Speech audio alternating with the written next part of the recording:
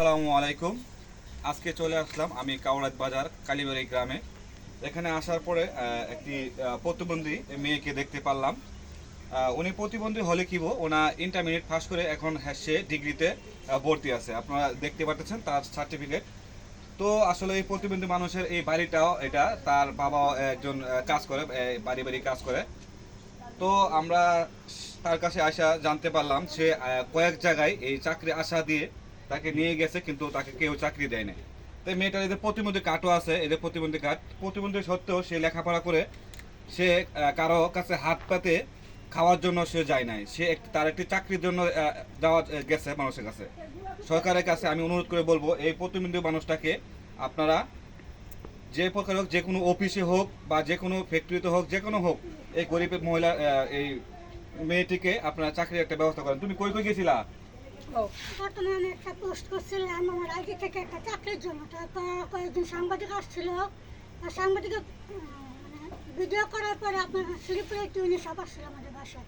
সে এসে বলছিল তোমার কী কী প্রয়োজন। তারপর আমি বলছিলাম আমার একটা চাকরির প্রয়োজন। তখন সে কথা দিয়েছিল যে আমাকে একটা চাকরির ব্যবস্থা করে দিবে। তারপর সে আর যোগাযোগ করে না। পরে আমি যাই শ্রীপুর তার অফিসে, যাওয়ার পরে সে আমাদের সাথে খারাপ আচরণ করে। পরে সে কিছু বলে না, তোমার জন্য কিছু ব্যবস্থা করতে পারবো না। তারপর আমরা চলে আসি। তারপর আমাদের সিসিটিভিতে পাঠানো হয়। ওখানে 3-4 বার যাওয়ার পরে তারা ফিরিয়ে দেয়। তখন আর তারা কিছু বলে না। তখন আর কোথাও যাওয়া হয়নি আমাদের। এখন তোমার চাকরি প্রয়োজন। আমি কারো কাছে সাহায্য চাই না। সাহায্য চাইলে তো আমি অনেক কাছে চাইতে পারতাম, কিন্তু পড়াশোনা করছি সাহায্য চাওয়ার জন্য না। এত কষ্ট করে পড়াশোনা করছি একটা চাকরির জন্য। তাই মাননীয় প্রধানমন্ত্রীর কাছে আবেদন যেন আমাকে একটা সে চাকরির ব্যবস্থা করে দেয়। অসংখ্য ধন্যবাদ। তার দেখেন আপনার দুইটা হাতি দেখতে পাচ্ছেন, সে প্রতিবন্ধী মানুষ, তারপরও সে তার ইচ্ছা শক্তি দিয়েই সে লেখাপড়া করেছে। তার মা তার সাথে আছে। আপনি কিছু বলবেন? হ্যাঁ, ও বোন, ও তার বোন আছে সাথে। তো উনি কয়েক জায়গায় চাকরির জন্য গিয়েছিল, ওনার কাছ থেকে আমরা শুনতে পারি।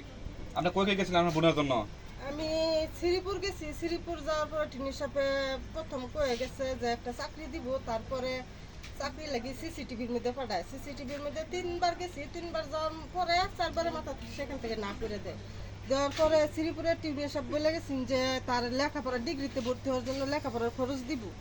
পরে আমি অনেক অনেক মানুষের জানছি যে খরচের কিরম টাকা লাগবো, 1 বছরের খরচ দিব। পরে শ্রীপুর টিউনিয়র সাহেবের গেছি। যাওয়ার পরে আর কি আম ঘরে কোনো মূল্যই দিল না, চিনেই না। চিনার পরে আমি কইছি যে স্যার আপনি তো আম ঘরে গেছিলেন, আমার বোনটারে কইছিলেন যে ডিগ্রিতে ভর্তি হওয়ার জন্য লেখাপড়ার খরচ দিবেন। পরে জিজ্ঞাসা যে কিরম টাকা লাগবো। পরে আমি কইছি 1 বছরে আমি মানুষের কাছে জানছি, কইছে যে এবারে 12 থেকে 13,000 টাকা লাগবে। পরে বলার পরে হ্যাঁ অনেক খারাপ আচরণ করে। পরে সেখান থেকে ফিরে আসি। পরে আর কোনো যায়নি। যাই হোক, আসলে আমরা সরকারের কাছে আবেদন করব যে এই প্রতিবন্ধী মানুষটিকে যে কারো কাছে হাত না বাঁধায়। তারা আসলে আমি একটা জিনিস উপজেলাতে যেহেতু আমাদের টিনু সাহেব যারাই আসছিল এখানে তাদের বাড়িতে, তো আমরা আসলে একটি প্রতিবন্ধী মানুষের সাথে এভাবে খারাপ ব্যবহার হয়তো বা কী হয়েছে না হয়েছে আমি এটা জানি না।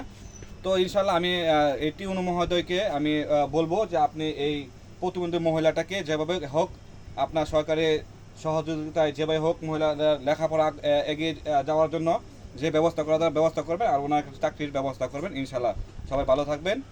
আল্লাহ হাফেজ।